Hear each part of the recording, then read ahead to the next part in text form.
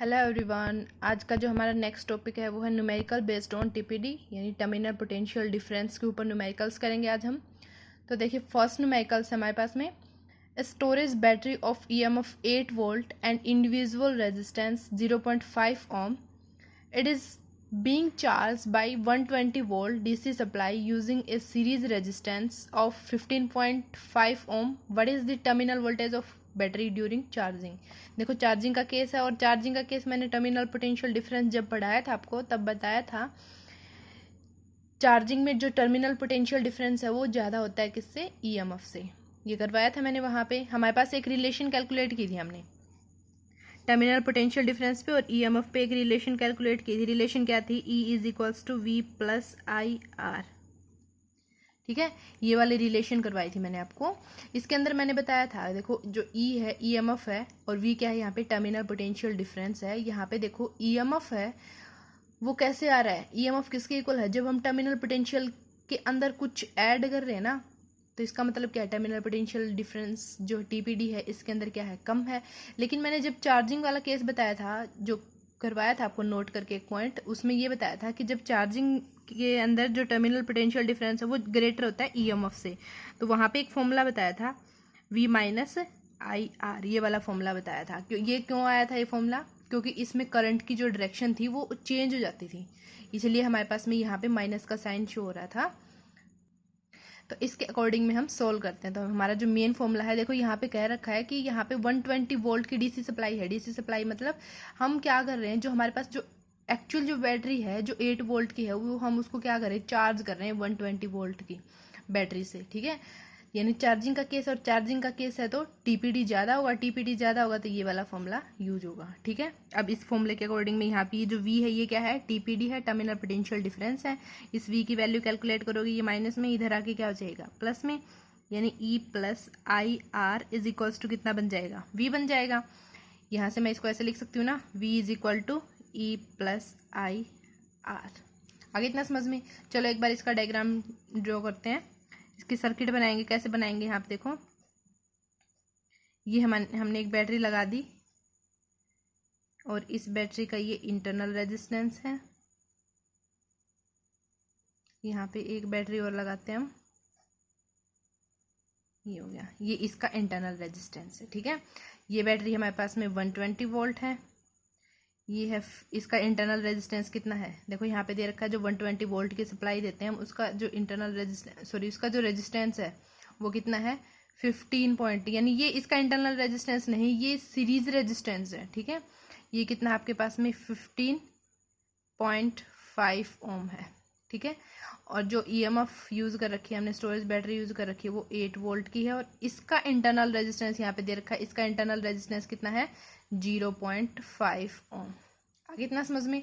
अब यहाँ से देखो हमारा जो करंट है वो ऐसे जाता था, पॉजिटिव से नेगेटिव ऐसे मूव करता था ना, लेकिन यहाँ पे देखो यहाँ पे 120 वोल्ट की बैटरी लगा रखी है और यहाँ पे 8 वोल्ट की है, तो ऑब्वियसली जो ये ज़्यादा बड़ी जो बैटरी है ये छोटे वाले को क्या करेगी, चार्ज करेगी, और चार्ज करेगी तो जो हमारे करंट की डायरेक्शन है वो क्या हो जाएगी, चेंज हो जाएगी, और चेंज होने की वजह से हमने ये वाला फॉर्मूला यूज़ किया है। ठीक है, अब आगे इसको सोल्व करते हैं। देखो यहाँ पे लिख रही हूँ मैं, जो ईएमएफ हो वो कितना है हमारे पास में 8 वोल्ट है, इसका इंटरनल रेजिस्टेंस कितना दे रखा है 0.5 ओम दे रखा है, जो वोल्टेज दे रखी है वो कितनी है 120 वोल्ट दे रखी है। ठीक है, देखो यहाँ पे 120 वोल्ट है और यहाँ पे 8 वोल्ट है, तो नेट वोल्टेज कितनी हो जाएगी आपके पास में, नेट वोल्टेज कितनी हो जाएगी, अब सोचो खुद से कितनी हो जाएगी, यहाँ पे नेट वोल्टेज कितनी हो जाएगी। अब ऐड मत कर देना इसको, क्योंकि मैंने आपको सेल कनेक्शन करवाया था, उसके अंदर बताया था अगर देखो यहाँ पे ये पॉजिटिव टर्मिनल है और इधर भी क्या है पॉजिटिव टर्मिनल है, यानी दोनों सेम सेम है, और जब सेम सेम होते हैं तब मैंने क्या बताया था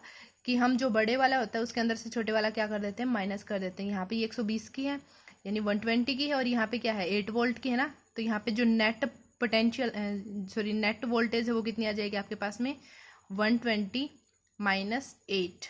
ये समझ में आ गया ना आपको अच्छे से। अगर ये समझ में नहीं आया है तो आप सेल कनेक्शन जो लास्ट वीडियो थी हमारी उसके अंदर आप सेल कनेक्शन एक बार दोबारा से स्टडी कर लेना, क्लियर हो जाएगा आपको, क्योंकि उसके अंदर मैंने ऐसे बताया था आपको कि अगर हमारा पॉजिटिव नेगेटिव सेल या बैटरी हम लेते हैं, यहाँ पे देखो ये पॉजिटिव और ये नेगेटिव, यहाँ पे ये पॉजिटिव और ये नेगेटिव, अगर अपोजिट अपोजिट करते हैं ना तो दोनों क्या हो जाते हैं, ऐड हो जाते हैं, V1 प्लस क्या हो जाएगा V2। और अगर हम अपोजिट की बजाय अगर सेम ऐड करते हैं यहाँ पे, पॉजिटिव नेगेटिव नेगेटिव पॉजिटिव, यहाँ पे देखो सेम हो रहे हैं ना, दोनों सेम ये दोनों सेम है, तो इसके अंदर हमारा डिपेंड करेगा कि कौन सी बैटरी ज़्यादा है। अगर जो ज़्यादा वैल्यू होगी उसमें से हम कम वाली, जो कम है उसमें को क्या कर देंगे, माइनस कर देंगे। ऐसे ही हमने यहाँ पे किया है, ठीक है। अब हम यहाँ पे करंट कैलकुलेट कर सकते हैं। इसका करंट कैसे कैलकुलेट करोगे, वोल्टेज आ गई हमारे पास में और रेजिस्टेंस कितना है, पहले करंट लिखो। देखो V इज इक्वल टू कितना होता है, IR होता है ना, I की वैल्यू कितनी आ जाएगी आपके पास में, V/R ये आ जाएगी। और V की वैल्यू कितनी है आपके पास में, 112, ये V की वैल्यू है। और अपॉन में R टोटल रेजिस्टेंस। अब यहाँ पे देखो रेजिस्टेंस ये अपॉन में R है, लेकिन रेजिस्टेंस हमारे पास में 2 है। ये मैंने बताया था, जो इंटरनल रेजिस्टेंस है वो एक्सटर्नल रेजिस्टेंस के साथ में ऑलवेज में क्या होता है, ऐड होता है। ये इसकी जो कंडीशन है वो पीछे आपको करवाई थी। तो यहाँ पे R प्लस में क्या हो जाएगा, R। यहाँ पे 15.5 है, 15.5 के अंदर आप 0.5 जब ऐड करोगे तो कितना आ जाएगा आपके पास में, 16 आ जाएगा। और 16 7 जा कितना होता है, 112। यहाँ पे करंट कितना आ गया आपके पास में, 7 एम्पियर। देखो अब करंट की वैल्यू भी आ गई और वोल्टेज की वैल्यू भी आ गई। ये सारी वैल्यूज आप इसके अंदर क्या कर सकते हैं, अब वोल्टेज तो हमने कैलकुलेट किया नेट वोल्टेज, लेकिन करंट की वैल्यू चाहिए थी हमें, करंट की वैल्यू इसके अंदर पुट कर सकते हैं। और V क्या है अब आपके पास में, ये तो टर्मिनल पोटेंशियल डिफरेंस है। तो यहाँ पे V is equal to formula कितना है, E+IR, ये वाला फॉर्मूला है। E की वैल्यू कितनी है, 8 वोल्ट, प्लस I की वैल्यू कितनी है आपके पास में, 7। देखो मैंने पहले ही बताया था कि चार्जिंग के केस में जो टर्मिनल पोटेंशियल डिफरेंस है वो EMF से ज़्यादा होता है। अब EMF कितनी यहाँ पे 8 वोल्ट, तो हम टर्मिनल पोटेंशियल डिफरेंस कैलकुलेट कर रहे हैं, तो ऑब्वियसली हमारा जो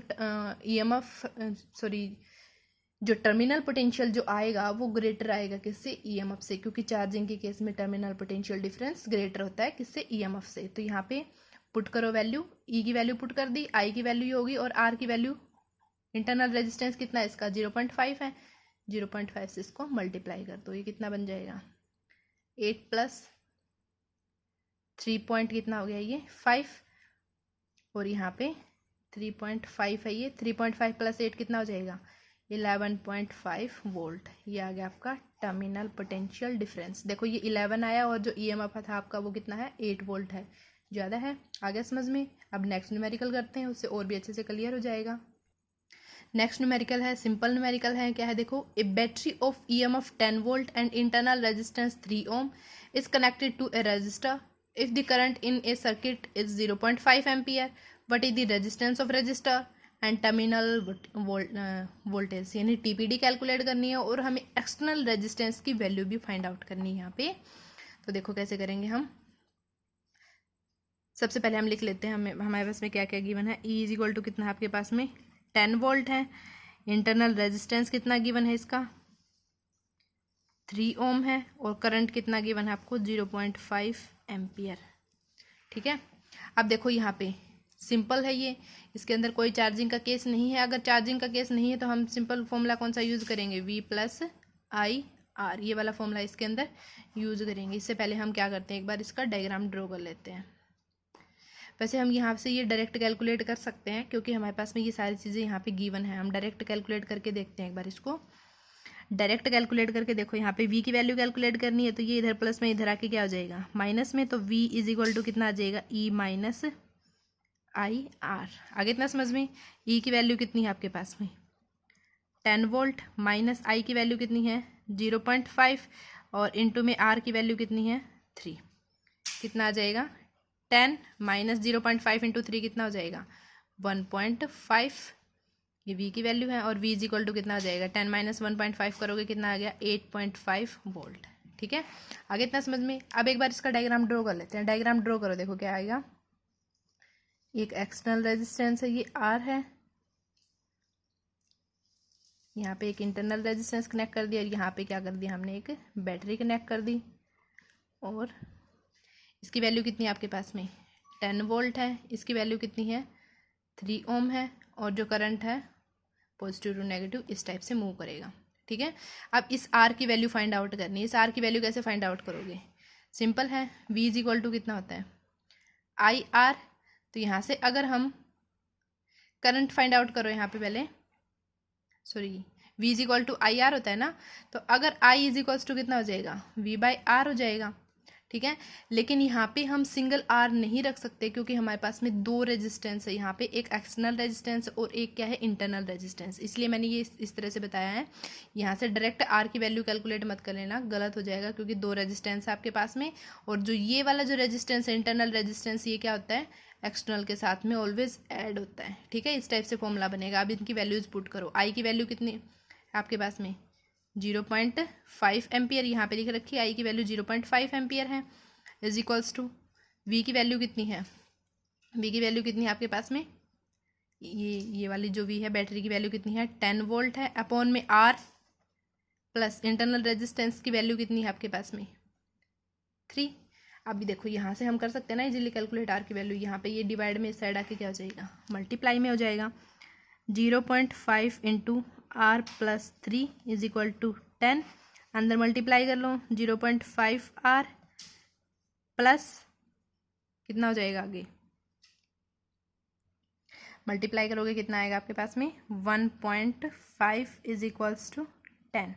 अब यहाँ पे ये प्लस में है टर्म, इधर आके क्या हो जाएगी माइनस में, तो 0.5 R is equal to 10 minus 1.5 और R इज इक्वल्स टू कितना आ जाएगा, अब ये मल्टीप्लाई में है, इधर आके क्या बनेगा डिवाइड में, और 10 माइनस 1.5 करोगे कितना आ जाएगा आपके पास में, कितना बचेगा 8.5 और यहाँ पे 0.5 लिख दिया, ठीक है।